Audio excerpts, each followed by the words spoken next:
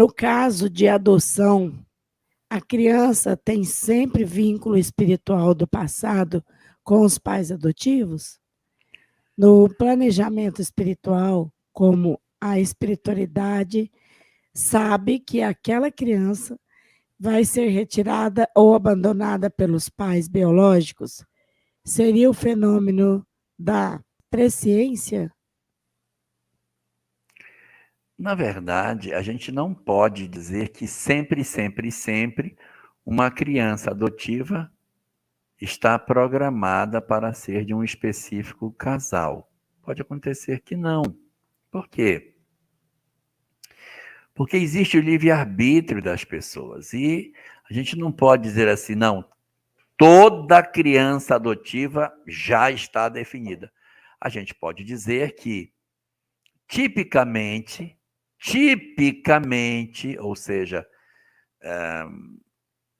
dentro do quadro das possibilidades, os adotivos eles pertencem às suas famílias substitutas.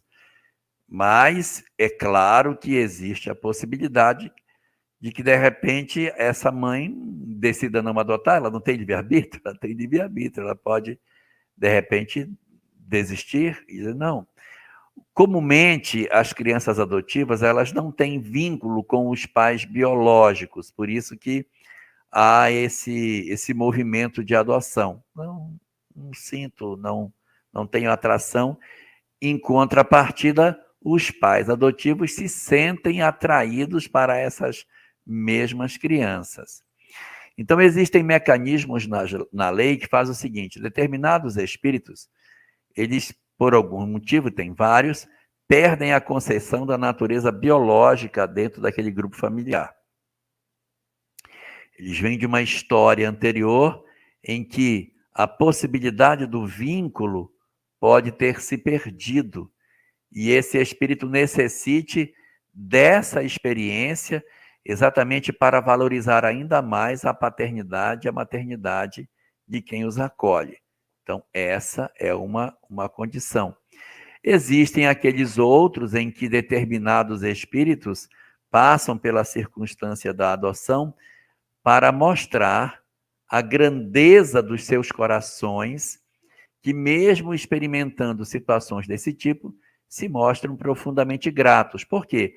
Porque as experiências que a gente passa pode ser prova, expiação ou missão. Um espírito pode ser adotivo por prova, por expiação ou por missão.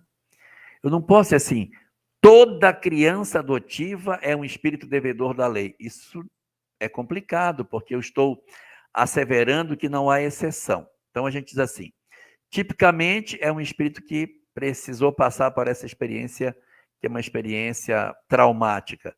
Mas eu posso ter, de repente, um espírito que não necessariamente é um devedor da lei, ele pode vir para deixar um exemplo, assim como a pobreza, nem toda pobreza é uma expiação, pode vir para deixar um exemplo, e eu posso ter uma natureza de prova, um espírito que está começando as primeiras existências e que, de repente, alguém, indo numa determinada comunidade, pega aquela criança que está em processo ainda de início de evolução, diz, eu quero levar para mim, e leva para cuidar. Então, leva como filho para a família substituta. Então, pode ser prova, pode ser expiação e pode ser missão. Então, quando você tem uma circunstância de um filho adotivo, a gente pode dizer que a boa parte, o mais esperado é que seja um espírito vinculado a essa família por um determinado tipo de laço, onde ele precisou dessa experiência para uma valorização. Mas eu não posso dizer sempre, porque a palavra sempre retira todas as possibilidades de que isso tenha outras condições e aí não dá certo.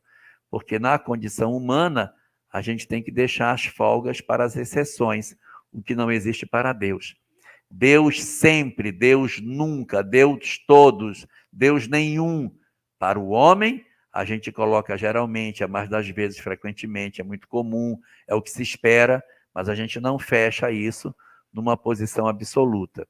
E como tem o livre-arbítrio, os pais eles podem estar programados para realmente terem um filho adotivo, mas o livre-arbítrio pode mudar, tanto os pais não acolherem esse filho, como o filho, de repente, acabar ficando com a mãe biológica, pelas circunstâncias que a própria existência material possui e que apresenta surpresas no uso do livre-arbítrio das criaturas quando estamos do lado de cá.